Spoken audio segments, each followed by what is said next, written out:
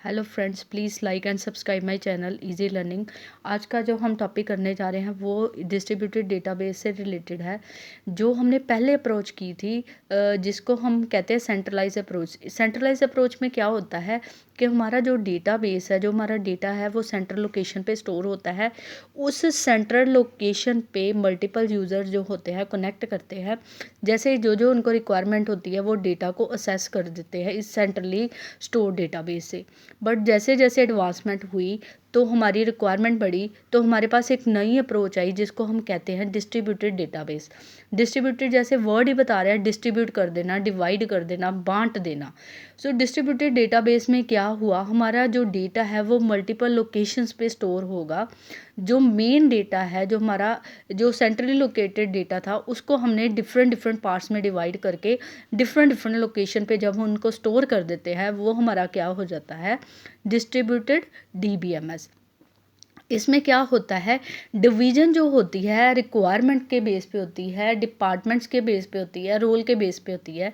इस हिसाब से जो जो रिक्वायरमेंट होती है उसके हिसाब से हम डेटा को क्या कर देते हैं, डिवाइड कर देते हैं। जैसे कि ये मैं एक बहुत सिंपल सी एग्जांपल ले रही हूँ।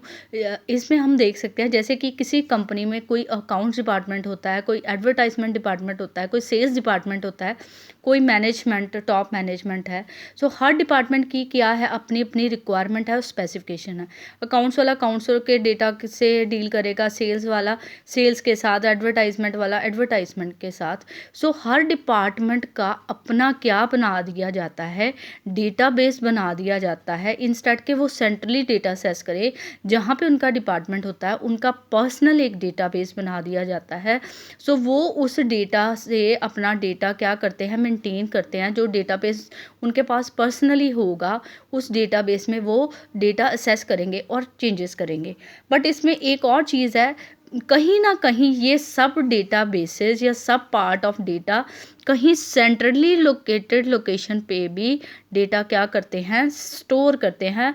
और अलग अलग हर डिपार्टमेंट का अपना अपना तो डेटाबेस है, but they are connected with centrally database also. So जब भी कोई प्रॉब्लम आती है वो सेंट्रली डेटाबेस से भी डेटा क्या कर सकते हैं, असेस कर सकते हैं।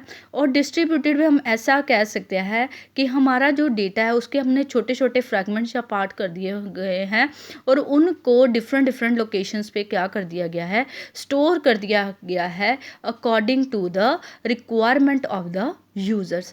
सो जो डिस्ट्रीब्यूटेड डेटाबेस में ऐसा होता है कि जो डिपार्टमेंट है उनको लगता है ये खुद का डेटाबेस है, उनको फील हो रहा है कि वो मेन ही डेटाबेस को असेस कर रहे हैं। उनको ऐसा फील नहीं होता कि या वो किसी फ्रैगमेंट पे काम कर रहे हैं या कुछ डेटा के किसी पार्ट पे काम कर रहे हैं, फ्रैगमेंट पे पार्ट करके हैं।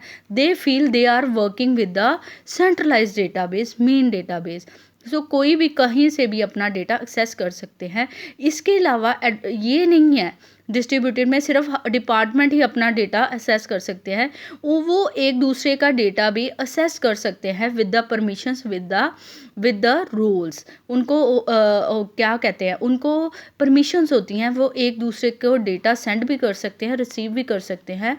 But this depends upon the dBA. जो डीबीए होता है वो सारा डेटाबेस को क्या करता है, मैनेज करता है। So this is your distributed database. जैसे कि मैंने एक एग्जांपल लिखी है, ये मेरा पूरा डेटाबेस था, इसको मैंने किस किस पार्ट में डिवाइड कर दिया है, DB1, DB2, DB3, DB4 fragment कर दिए हैं और इनको डिफरेंट डिफरेंट लोकेशन पे स्टोर कर दिया है according to the requirement of the user. So इसको हम कहते हैं डिस्ट्रीब्यूटेड डेटाबेस मैनेजमेंट सिस्टम।